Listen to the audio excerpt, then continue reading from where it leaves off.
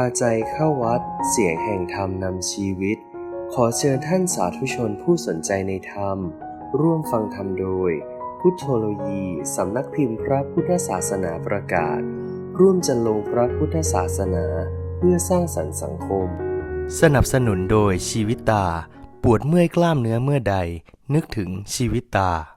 ให้เต็มความสามารถของใครของเราก็ให้พากันพิจารณาเห็นโทษของกิเลสนี่พาให้เกิดแก่เจ็บตายไปในสงสารต้องพิจารณามันเห็นอย่างนั้นเมื่อผู้ใดพิจารณาเห็นอย่างนั้นแล้วก็มันจะไม่ได้ประมาทจะไม่ได้เลี้ยงกิเลสเอาไว้จะได้ภาคเพียรพยายามขจัดกิเลสนั้นออกไปจากจิตใจถ้าใครไม่เห็นโทษของกิเลสแล้วก็ชื่อว่าผู้ไม่นับถือพระพุทธศาสนากันแล้วกันล่ะ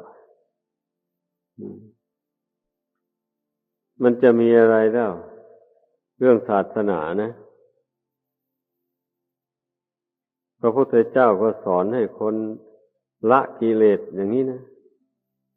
พวกกิเลสมันเป็นเหตุให้เกิดทุกข์ที่นี่เมื่อบุคคลไม่เห็นโทษของกิเลสแล้วจะไปละมันได้อย่างไรในเมื่อพอใจกับมันอยู่เนี่ย นี่นะเป็นข้อสำคัญนะให้พากันมีสติระลึกไว้เสมอไม่ว่าคฤหัสถ์ไม่ว่านักบวชมันต้องเห็นโทษของกิเลสอย่างนี้เหมือนกันคฤหัสถ์ก็เห็นโทษของกิเลสอันมันจะทำให้ไปทำบาป5ประการนั้นบรรพชิตก็เห็นโทษของกิเลสอันจะเป็นเหตุให้ไปล่วงสิกขาบทวินัยน้อยใหญ่ที่ตนสมาทานมาแล้วเป็นสามเณรก็มีกิเลสสำหรับให้สามเณรล่วงศีล10 ข้อหรือเสขียวัตร75 ข้อนั้นนะเป็นพระก็มันก็มีกิเลสที่จะบันดาลให้ล่วงสิกขาบท227นั่นแล้วกับเบ็ดเตล็ดออกไปอีกหมู่นั้นนะมันกิเลสนี่มันเมื่อบุคคลใดไม่เพียรพยายามละแล้วมันก็เป็นเหตุให้ล่วงพุทธบัญญัติที่พระพุทธเจ้าทรงห้ามไว้เมื่อเป็นเช่นนั้นก็เป็นอันว่าผู้นั้นก็จะมีบาปติดตัวไปทั้งอยู่ในปัจจุบันก็ดีละโลกนี้แล้วไปก็ดีก็มีบาปติดตัวไปเมื่อผู้ใดมีบาปติดตัวไปแล้วบาปมันก็นำไปสู่ทุกข์เป็นธรรมดาต้องให้กลัวต่อทุกข์ภัยในนรกอบายภูมิคนเรานะถ้าไม่กลัวต่อนรกอบายภูมิแล้วละชั่วทำดีไม่ได้เลยนี่แหละให้รู้จักความมุ่งหมายของพระพุทธศาสนาพระพุทธเจ้าก็มุ่งหวังอย่างว่านี่จริงๆนะดังนั้นเราจะไปเข้าใจไปอย่างอื่นเข้าใจเรื่องพุทธศาสนานี่นะสอนให้ละความชั่วแล้วก็ให้ทำความดีให้ฝึกจิตใจชำระจิตใจที่กิเลสหุ้มห่ออยู่เนี่ยให้กิเลสมันระงับไปให้จิตใจมันผ่องใสขึ้นมา ไอ้ความมุ่งหมายที่แท้จริงของพระพุทธศาสนามันก็มีอย่างนี้นะดังนั้นเราไม่ต้องพูดกันให้เยินเยอะไปเลยไม่ยอมรับรู้คำสอนโดยย่ออย่างว่านี้แล้วก็เท่ากับว่าไม่รับรู้เรื่องราวของพุทธศาสนาแน่นอนเลยมันเป็นอย่างนั้นผู้ใดรับรู้คำสอนโดยย่ออย่างนี้แล้วก็นึกว่าเห็นตามทีเดียวเป็นความจริงได้เพราะว่าคนเราจะมีทุกข์อยู่ในโลกสงสารอันนี้ก็เพราะสะสมกองกิเลสให้หนาแน่นขึ้นในใจแล้วไปทำความชั่วด้วยกายวาจาใจกรรมชั่วมันก็เลยน่วงเหนี่ยวให้เป็นทุกข์อยู่ในโลกอันนี้พ้นจากนรกก็มาเป็นเปรตพ้นจากเปรตมาเป็นอสุรกายพ้นจากอสุรกายมาเป็นสัตว์ดิเรกชันสัตว์ดิเรกชันนี่แหละจัดเข้าในจำพวกอบายภูมิทั้งสี่ซึ่งคนเรานั้นมองเห็นได้ด้วยตาหนังเลยอย่าไปเข้าใจว่านรกไม่มีถ้านรกไม่มีเปรตไม่มีสัตว์ดิเรกชันก็ไม่มีไอ้นี่มันจำพวกทุกขติภูมินะภูมิเป็นที่ไปสู่ทุกข์พูดง่ายๆนั่นแหละให้เข้าใจให้มันชัดถ้าสัตว์ดิเรกชันไม่มีสัตว์นรกก็ไม่มีนี่ขอย้ำอีกทีเลยมันสายเดียวกันสัตว์ดิเรกชันน่ะมันเป็นทุกข์อย่างไรบ้างพิจารณาดูก็แล้วกันนะนี่มันเป็นทุกข์อ่อนๆนะนี่นะในสี่ภูมินั่นนะเป็นทุกข์อย่างอ่อนนะก็ยังขนาดนี้แล้วนะสัตว์ดิเรกชันน่ะมนุษย์เลี้ยงไว้แล้วมนุษย์ก็เอาไปฆ่าขายเลี้ยงกันอยู่ในโลกอันเนี้ยสมัยทุกวันนี้มันยิ่งวิทยาศาสตร์มันยิ่งเจริญเขาสร้างเครื่องจักรเครื่องยนต์ขึ้นเช่นอย่างว่าจับไก่ทั้งตัวนี้โยนเข้าไปในช่องนั้นแล้วเวลาออกมาเป็นไก่กระป๋องออกมาเลยสุดแล้วแต่เขาจะให้เป็นยังไงมันก็เป็นอย่างนั้นออกมาเรียกว่าอาหารสำเร็จรูปกินได้เลยแล้วอย่างนี้เราอยากเป็นอย่างนั้นไหมถามตัวเองดูแน่นอนนะทุกคนพอแต่นึกอย่างนี้มันชักจะขนลุกแล้วเป็นความจริงนี่ตายวันละหมื่นละแสนละล้านนู้นคิดทั่วโลกนี่แล้ววันละหลายล้านตัวแล้วทีนี้มนุษย์เรา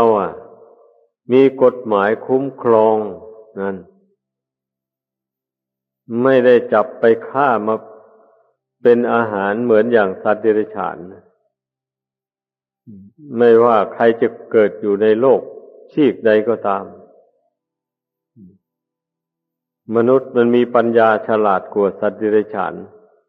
เทียบกันไม่ได้เลยเหตุนั้นถึงได้ตรากฎหมายไว้คุ้มครองใครจะไปเบียดเบียนซึ่งกันและกันไม่ได้เมื่อเป็นเช่นนี้ก็ควรพิจารณาดูตัวของเราทุกคนนะเราพ้นจากทุกขติภูมินั้นมาแล้วนะ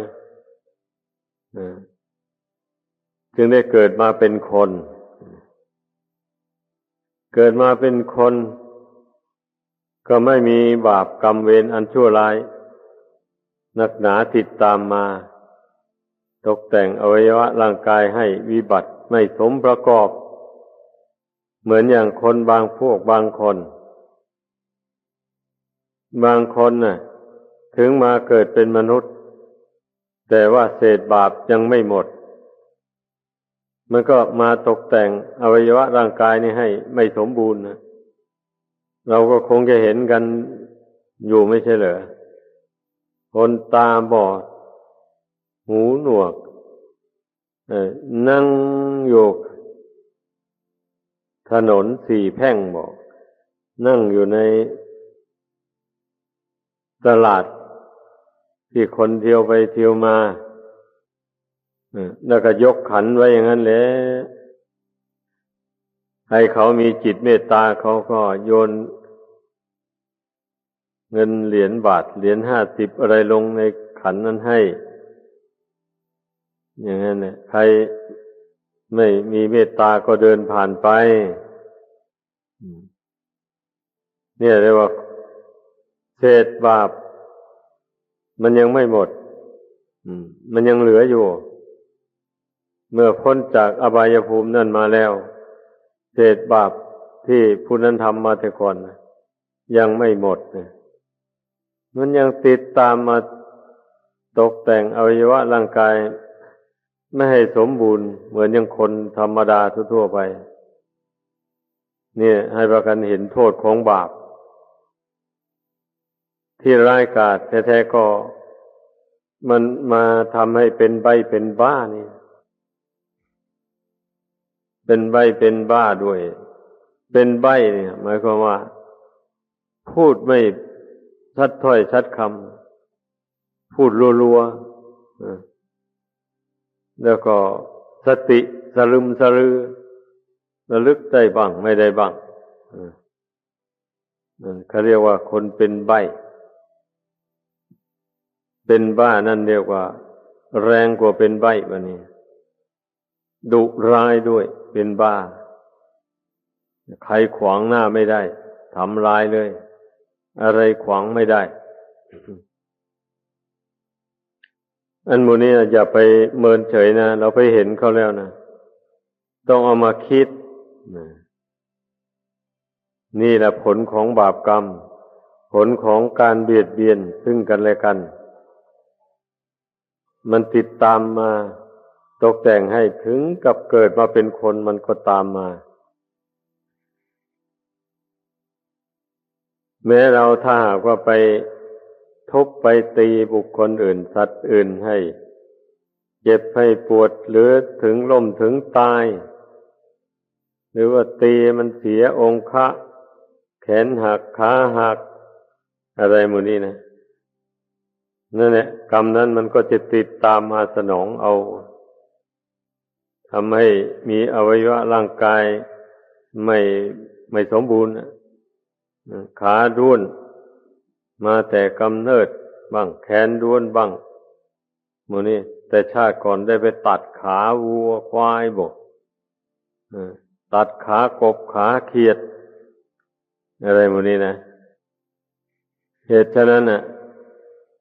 เมื่อเศษบาปอันนั้นยังไม่หมดมันยังตามมาตกแต่งให้มีขาไม่ครบถ้วนมีแขนไม่ครบถ้วนอันลงเป็นใบ้เป็นบ้าแล้วก็หมดหนทางที่จะทำความดีโดยประการทั้งปวงเลยคนที่มีอวัยวะร่างกายบางส่วนไม่สมบูรณ์มันก็ยังพอทำบุญได้อยู่นะเห็นเขาทำบุญมันก็ยังคิดทำบุญกับเขาได้อยู่บ้างแต่คนเป็นบ้าเนี่ยทำอะไรไม่ได้เลยทำความดีไม่ได้เลยโทษอะไรล่ะก็โทษดื่มสุรายาเมากัญชายาฝิ่นเฮโรอีนหมู่นี้แหละเศษบาปอันเกิดจากการดื่มเหล้าเมาสุราเป็นต้นเหล่านั้นยังไม่หมดพ้นจากนรกจากเปรตจากอสุรกายจากนิรัจฉานมาแล้วมาเกิดเป็นคนบาปกรรมนั้นก็ติดตามมาตกแต่งให้เป็นใบ้เป็นบ้าเสียจริตผิดมนุษย์ธรรมดา อันหมู่นี้นะคนส่วนมากเมื่อเห็นเขาเป็นบ้าอย่างนั้นแล้วก็ นึกสนุกไปซ้ำเลย หัวเราะแทนที่จะปรงธรรมสังเวชลงในใจนี่เนาะโทษแห่งการดื่มของมึนเมาโทษแห่งการใส่เสน่ห์เล่ห์กลทำให้คนอื่นไม่มีสติเผลอตัวไปทำไปในสิ่งที่ไม่ดีไม่งามกรรมนั้นเลยตามมาสนองเอาถ้าหากว่าเราไปส่องเสพของมึนเมาหรือไปใส่เสน่ห์เล่ห์กลคนอื่นเข้าไปในชาตินี้ชาติต่อไปเราก็จะได้รับผลอย่างนี้แหละ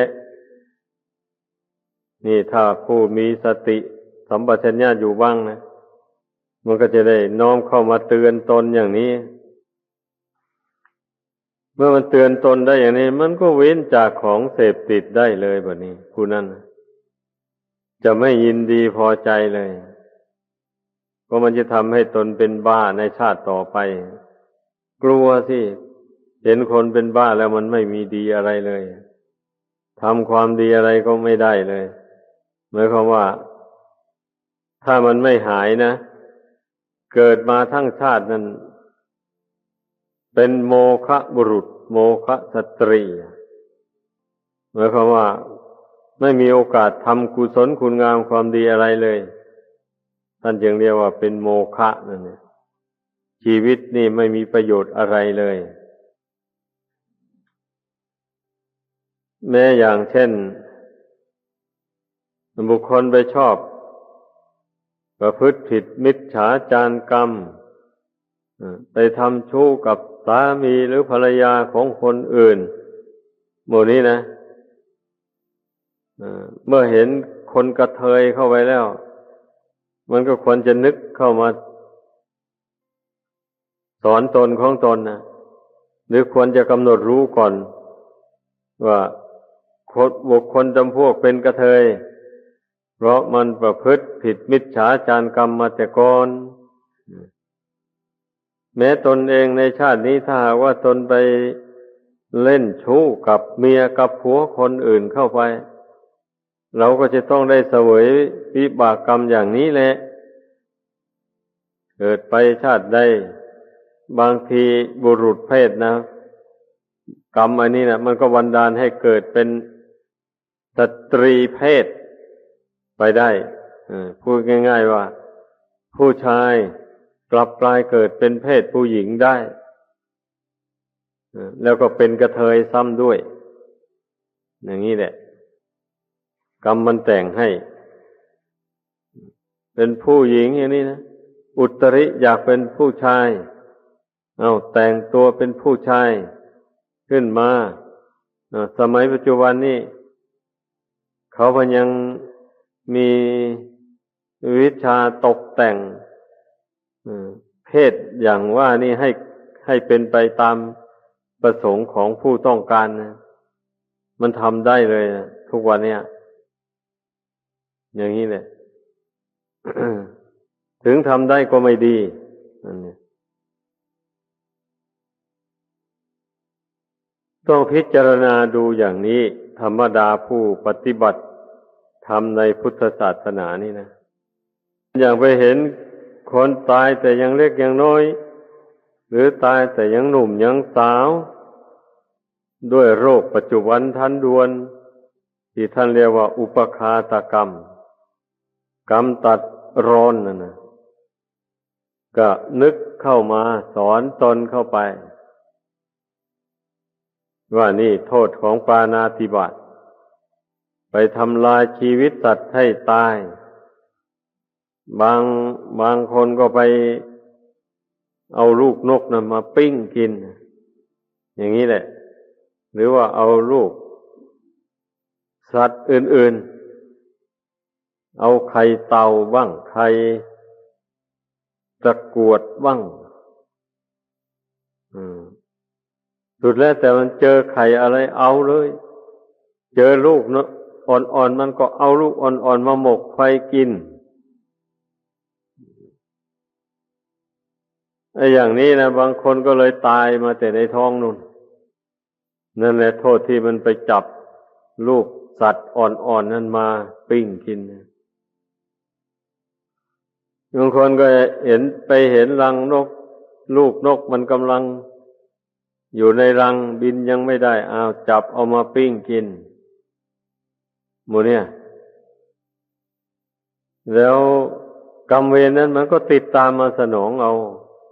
พอเกิดมาไม่ทันเจริญวัยอะไรเลยพอคว่ำพอคลานพอเดินได้ตายแล้วบางคนก็ไปทำร้ายสัตว์ให้เจ็บให้ปวด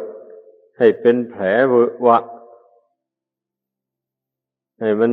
กระดูกมันหักหรืออะไรหมู่นี้นั่นแหละกรรมหมู่นั่นแหละมันมาติดตามคนเรานะบันดาลให้ตกต้นไม้ขาหักควยชนขาหักอะไรหมู่นี้มันก็กรรมเวรนั้นที่ไปทำสัตว์ให้เจ็บปวดทุกขเวทนาเสียองค์ค่าไปนั่นหมู่นี้แหละมันตามมาสนองเอาดังนั้นผู้มีปัญญาทั้งหลายเมื่อไปเห็นสัตว์ทั้งหลายนั้นกำลังเสวยวิบากกรรมของตนอยู่อย่างนั้นมันก็คิดเข้ามาสอนตัวเองเข้าไปให้เว้นจากการเบียดเบียนบุคคลอื่นและสัตว์อื่นให้ได้อย่างนี้นะคำสอนของพระพุทธเจ้านะไม่ทราบว่าจะเอาอะไรมาสอนกันนะคำว่าสอนให้ละความชั่วก็ชี้เหตุชี้ผลให้ฟังอย่างนี้แหละว่ากรรมชั่วมันอำนวยผลให้เป็นทุกข์อย่างไรถ้าหากว่ายังมองไม่เห็นเบื้องหน้านั้นโลกหน้านั้นเราก็สังเกตเอาโลกปัจจุบันนี้ก็ได้ผลของบาปกรรมมันแสดงให้เห็นต่อด้วยตาหนังนี่แหละไม่จำเป็นต้องใช้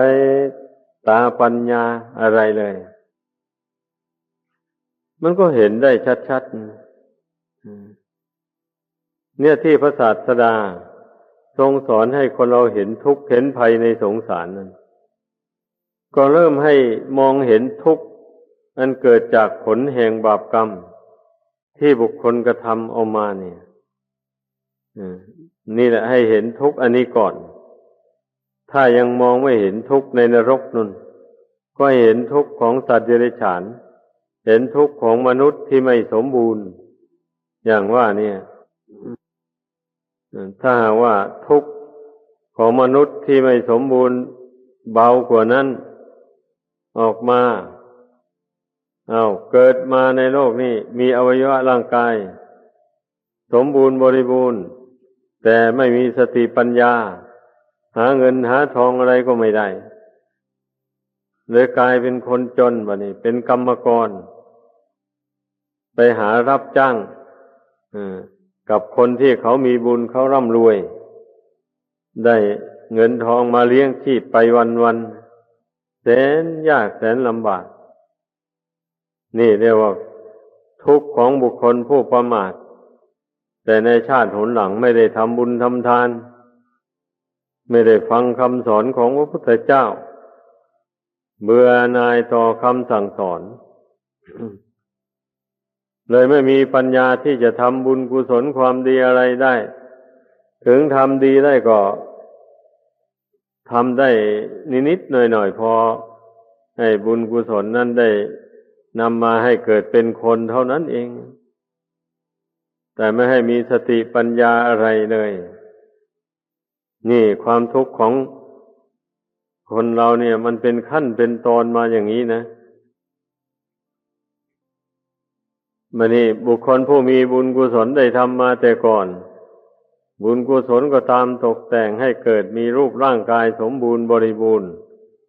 พร้อมด้วยสติปัญญาหาเงินหาทองอะไรก็ได้ตั้งตัวให้เป็นฝั่งเป็นฝาได้อย่างดีมีบ้านช่องห้องหับอยู่อย่างโอโถงมีบริษัทบริวารห้อมล้อมมีเกียรติยศชื่อเสียงโด่งดังไปไกลอะไรหมู่นี้นะนี่ก็ แสดงถึงผลบุญที่เขาผู้นั้นได้ทำมาแต่ก่อนให้คนทั้งหลายได้มองเห็นผู้มีปัญญาเมื่อเห็นอย่างนั้นแล้วก็มาเตือนตนเข้าไปที่เรายากจนขนแค้นในชาตินี้เพราะเราไม่ได้ทำความดีไว้มากแต่ในชาติก่อนเหตุฉะนั้นเกิดมาในชาตินี้มันจึงไม่ร่ำรวยเหมือนอย่างท่านเหล่านั้นเอาละต่อนนี้ไปเราจะไม่ประมาทจะเพียรพยายามละกรรมมันชั่วแล้วจะเพียรพยายามทำแต่กรรมอันดีใส่ตัวเองไว้แม้จะอดอยากปัจจัยเครื่องอาศัยอยู่บ้างก็อดเอาทนเอาว่าแต่ขอให้ตัวเองนี่ได้ประพฤติสุจริตด้วยกายวาจาใจในชีวิตนี้ก็เอาแล้วถึงแม้จะไปทำชั่วมันก็ไม่รวยหรอกคนมีบุญน้อยนะนั่นต้องสอนตนเข้ามาอย่างนั้นไปทำชั่วเท่าไรบาปกรรมมากเข้าเท่าไรยิ่งเป็นทุกข์หลายตายไปตกนรกพ้นจากนรกมาเป็นเปรตเป็นผีเป็นสัตว์สิ่งเดรัจฉานก็หากินไม่พอปากพอท้องคนไม่ได้ทำบุญทำทานอะไรไว้นะดูแต่พวกสัตว์เดรัจฉานก็แล้วกันเนี่ยเช่นสุนัขอย่างเงี้ยสุนัขบางตัวนั้นเจ้าของเกลียดชังมากขับไล่ไสส่งหนีก็ต้องเที่ยวเล่ร่อนไปหากินเศษกินเด่นแต่ละวันนั้นไม่ค่อยอิ่มท้องแล้วทีนี้สุนัขบางตัวนะเจ้าของรักมากนั่งก็เอานั่งด้วยนอนก็เอานอนด้วยฝรั่งมันชอบหลายคนไทยก็เริ่มแล้วเดี๋ยวนี้นั่นเนี่ยอาหารก็ให้กินแต่อาหารดีๆนู่นนอนก็ให้ได้นอนที่ดีๆลองคิดดูสิทำไมล่ะสัตว์เดรัจฉานเนี่ยมันถึงแตกต่างกันอย่างนั้นนั่นแหละบุญกรรมบาปกรรมมันตกแต่งให้มันอำนวยผลให้ต้องเอามาสอนตน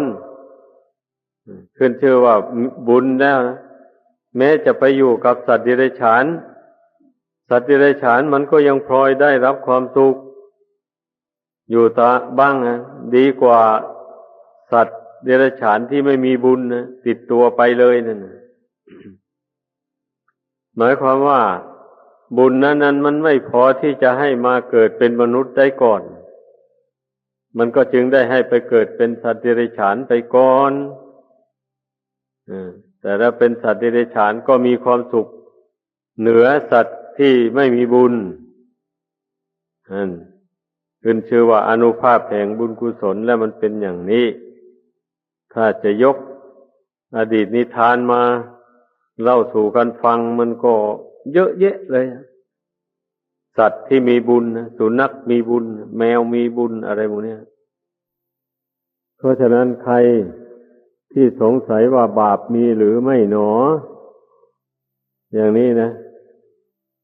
ก็อย่าไปเพ่งไปใน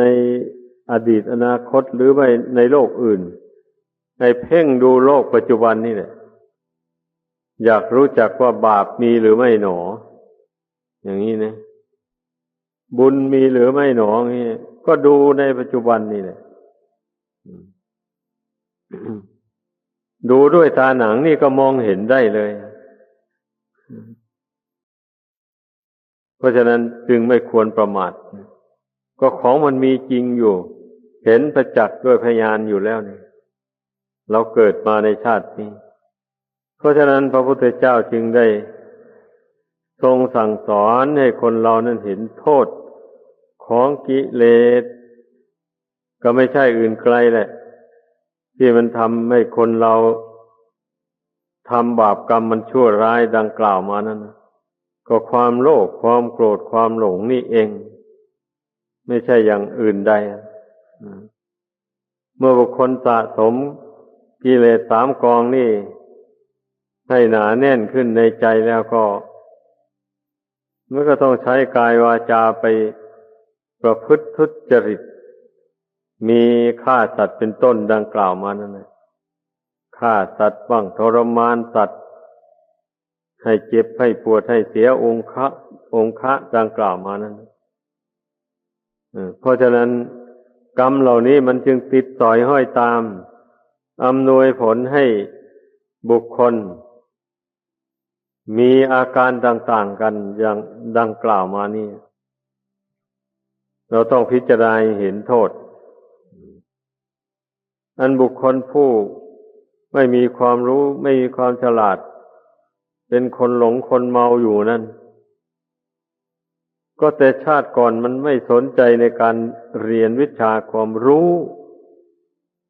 ไม่ว่าทางคดีโลกหรือคดีธรรมไม่สนเลย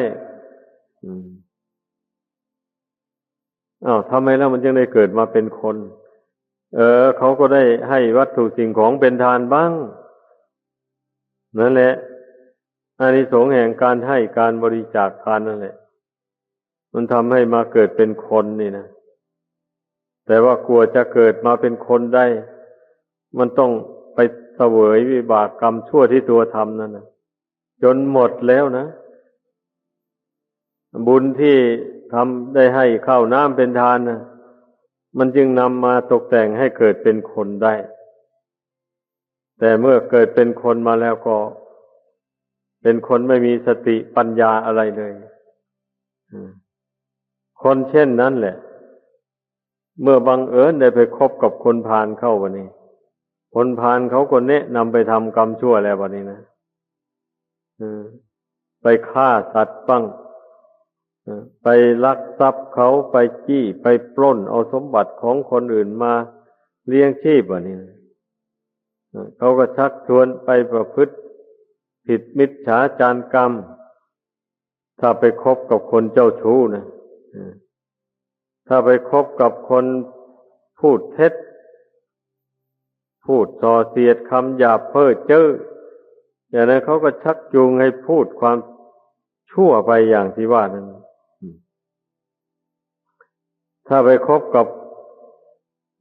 นักขอทองแดงชอบดื่มเหล้าเมาสุรากัญชายาฝิ่นเฮโรอีนเขาก็ชักจูงให้ไปต้องเสพของเสพติดเหล่านั้นเลยทำความดีอะไรไม่ได้เลยวันนี้นี่นะเราเห็นกันอยู่ดาดตื่นไม่ใช่เลยซึ่งสมกับพุทธภาษิตที่ว่ายังเวเสวสิตาดีโซแปลว่าคบคนเช่นใดก็เป็นเช่นคนนั้น คบคนพาลก็พาไปทำผิดคบบัณฑิตก็พาไปทำความดีคบคนอับปรีจันไรก็ทำให้ชีวิตบรรลัยไปอันนี้ไม่มีผิดเลยเนี่ยพูดถึงคนผู้ประมาทไม่ได้ทำความดีให้ครบวงจรทำแต่เพียงบางแง่บางมุมเฉยๆนะมันก็ผลบุญนะมันก็มาตกแต่งให้เกิดเป็นคนมาแค่นั้นแหละแล้วหนำไม่ซ้ำก็ไปทำกรรมมันชั่วลงไปชีวิตก็ตกต่ำลงไปอีกอย่างนั้นนะแต่บางคนก็โชคดีว่าบังเอิญได้ไปคบกับผู้มีปัญญาผู้เป็นนักปราชญ์เข้าไปนักปราชญ์ก็เลยชักชวนให้ทำความดีไปก็เลยกลายเป็นคนดีขึ้นแบบนี้นะเป็นคนมีสติปัญญาขึ้นมาทีละน้อยละน้อยแล้วก็ได้เว้นจากบาปกรรมมันชั่วต่างๆหมู่นั้นได้นี่ชีวิตก็เจริญขึ้นยกตัวอย่างเช่นท่านพระมหาโมคคัลลานะก็ดีท่านพระสารีบุตรก็ดีและท่านอื่นๆก็ดีได้คบหาสมาคมกับพระพุทธเจ้า ตั้งแต่ตอนพระองค์เป็นพระโพธิสัตว์อยู่โน่นนะพระโพธิสัตว์ชักจูงให้ละชั่วทำดีตามท่านเหล่านั้นก็สั่งสมบุญกุศลใส่ตนมาเรื่อยสิ่งใดเป็นบาปกรรมก็เพียรละมาเรื่อยๆอย่างนี้ท่านพระมหาโมคคัลลาน่ะน่ะทำไมจึงถูกโจรมันฆ่าเอาถ้าหากว่าได้คบกับนักปราชญ์แล้วท่านสอนให้ละความชั่วแล้วทำไมกรรมชั่วนั้นจึงตามมาสนองอยู่บางคนก็อาจจะตั้งปัญหาถามอย่างนี้ก็ได้ข้อนี้เข้าใจว่าตอนที่ทำมาถูกฆาตนั่นนะคงจะยังไม่ได้พบพระโพธิสัตว์ยังไม่ได้ปรารถนาเป็นอัครสาวกเบื้องซ้ายของพระองค์ตอนนั้นยังมืดมนอนทการอยู่จึงได้ตกเป็นทาสของตัณหาเชื่อคำภรรยา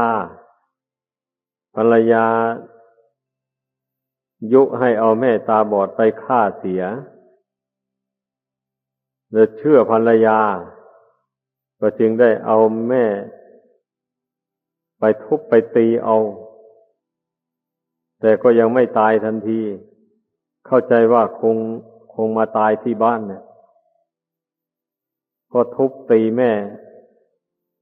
อย่างรุนแรงแล้ววันนี้สำนึกได้เพราะแม่ถูกทุบตีเท่าไหร่ก็ยังบอกลูกว่าลูกเอ้ยหนีไปเถิดแม่นี่แก่แล้วแหละตายไม่เป็นไรหรอกพอแม่พูดเท่านั้นใจก็อ่อนลงจึงได้หยุดตี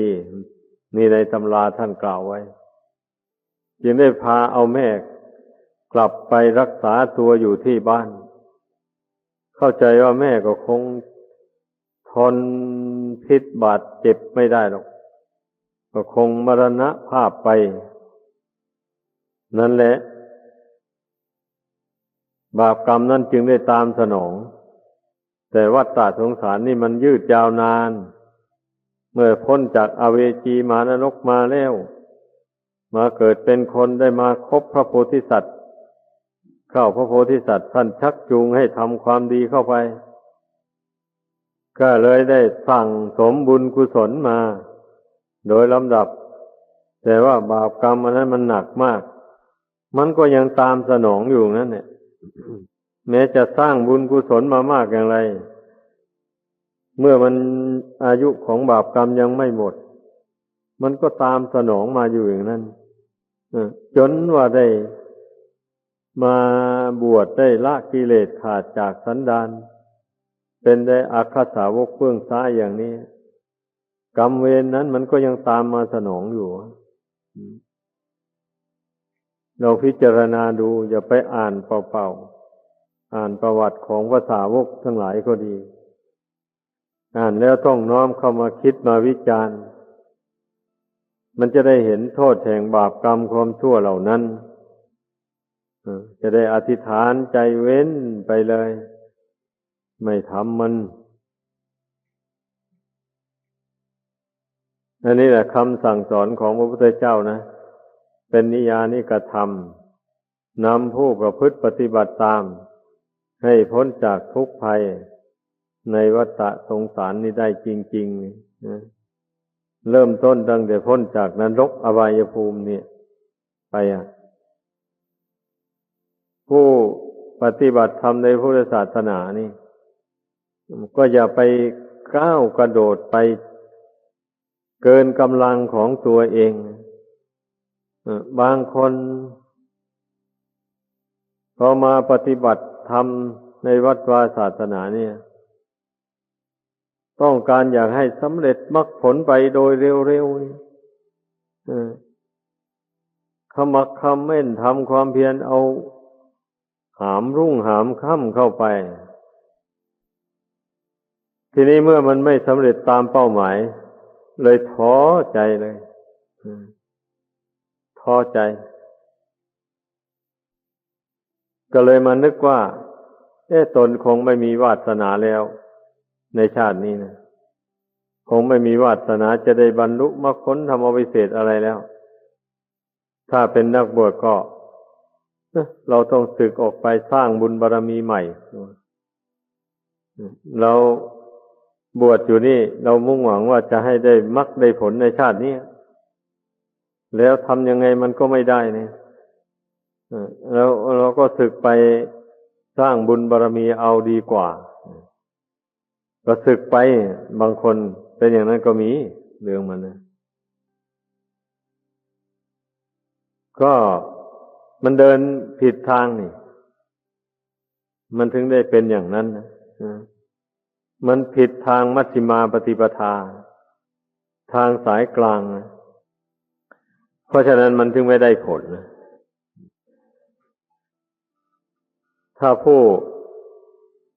ปฏิบัติไม่ผิดทางแล้วอย่างนี้มารักษาจิตใจของตัวเองเนี่ยให้มันเป็นกลางไปอย่าไปเพ่งไปเรื่องมรรคเรื่องผลเพ่งไปได้ก็ไม่ได้นะเอาเราจะให้ได้มรรคผลในคืนนี้แหละอย่างนี้นะลองเพ่งไปดูไม่มีทางหรอกมันจะได้เพราะมันไม่ถูกทางเรื่องมันนะที่มันจะได้นะก็มาปรับปรุงจิตใจนี้ลงให้เป็นกลางลงไปอย่าให้มันเอียงไปข้างรักข้างชังอย่าให้มันเอียงไปข้างหลงข้างเมานี่ให้มาพยายามทำใจสงบให้เป็นกลางลงไปอาศัยความเป็นกลางนั่นแหละวันนี้เจริญปัญญาพิจารณาธาตุสี่ขันธ์ห้านี่ให้มันพิสดารกว้างขวางให้มันละเอียดละออไปพร้อมทั้งเหตุทั้งปัจจัยที่มาตกแต่งร่างกายเหล่านี้เหมือนอย่างที่บรรยายให้ฟังมานั่นแหละล้วนแต่บรรยายเรื่องเหตุปัจจัย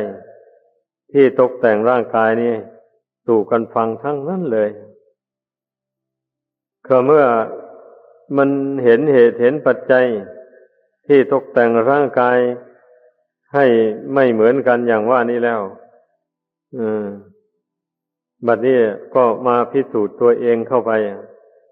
ว่าบาปนั้นตนละแล้วหรือยังบัดนี้นั่นว่าถ้าว่าละแล้วตนก็ยืนยันได้ว่าตนละมาแล้วถ้ายังไม่ได้ละอย่างนี้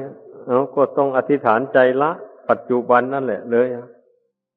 ต่อไปเราจะไม่ทำบาปอย่างนั้นเด็ดขาดเลยอย่างนี้บุญล่ะตนได้ทำมาอย่างไรบ้างได้ให้ทานมาไหมให้ได้รักษาศีลไหมศีลเนี่ยสงสัยว่าจะได้รักษาบ้างไม่รักษาบ้างนะถ้าอย่างนั้นมันก็จะพ้นทุกข์จะถึงนิพพานได้ยังไงก็ต้องรักษาศีลให้บริสุทธิ์เข้าไปสิถ้าอยากบรรลุมรรคผลนิพพานแต่ถ้ารู้ว่าศีลตนรักษามาด้วยดีอยู่อย่างนั้นก็นับว่าดีแล้วสมาธิล่ะบัดนี้ได้แค่ไหนสมาธิได้บรรลุฌานไหมไม่ได้ได้อัปปนาสมาธิไหมยังไม่ได้เลยได้อุปจารสมาธิหรือไม่นี่คงพอได้อยู่อุปจารสมาธิหรือว่าจิตสงบลงไปใกล้ๆเฉียดเข้าไปหาฌานอย่างนี้มันก็ยังไม่เพียงพอสมาธิขั้นนี้ก็ดีมันต้องให้ได้ถึงอัปปนาสมาธิเมื่อถึงอัปปนาสมาธิแล้ว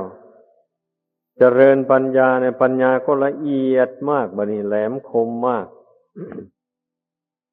ปัญญาที่เกิดจากอัปปนาสมาธินี่นะมันสามารถตัดกิเลสขาดจากสันดานได้ มันเป็นขั้นเป็นตอนมาอย่างนี้นะการทำความดีการสร้างบุญกุศลอบรมอินทรีย์ให้แก่กล้านะเพียงแค่ทำใจสงบ ละเอียดถึงอัปปนาเท่านั้นก็ยังหลุดพ้นไปไม่ได้ต่อมาได้มาเจริญปัญญาเรื่อยไปโดยลำดับไปทำปัญญาให้แก่กล้าขึ้นไปเต็มที่แล้วนั่นที่ท่านเรียกว่ามัคคะสมังคีนั่นศีลก็คือดวงจิตที่บริสุทธิ์จากบาปโทษนั่นแหละไม่ใช่อย่างอื่นสมาธิก็คือจิตที่บริสุทธิ์จากนิวรณ์ห้านั่นปัญญาก็คือจิตที่มีความเห็นถูกต้องตามทำนองครองธรรมนั่นปัญญานะเห็นว่าทำดีได้ดีทำชั่วได้ชั่วเห็นว่าทุกข์มีจริงเห็นว่าเหตุให้เกิดทุกข์คือตัณหานั่นเป็นเหตุให้เกิดทุกข์จริงๆเห็นว่าเมื่อดับตัณหาได้แล้วทุกข์ก็ดับไปจริงๆเห็นว่าทานศีลภาวนาหรือว่าศีลสมาธิปัญญาเป็นข้อปฏิบัติให้ถึงความดับทุกข์ได้จริงๆผู้ใดเห็นอย่างนี้นะผู้นั้นชื่อว่ามีปัญญาเห็นสุดท้ายก็เห็นธาตุสี่ขันธ์ห้าเป็นอนิจจังทุกขังอนัตตาเมื่อเห็นอย่างนั้นแล้วก็ปล่อยวางตามสภาพไม่วิตกวิจารณ์ต่อไปเพราะเห็นว่าไม่ใช่ของเราแล้วนี่จะไปวิตกมันไปทำไมวันนี้ก็มีปรงวางลงไว้ตามสภาพของมันนี่แหละจิตใจจะเป็นกลางลงได้นะเป็นกลางประกอบไปด้วยปัญญาญาณนะไม่ใช่กลางธรรมดาผู้ใดบำเพ็ญจิตตภาวนามาอย่างนี้นะนี่แหละจะเป็นทางบรรลุมรรคผลพระนิพพานได้โดยแท้จริงดังแสดงมา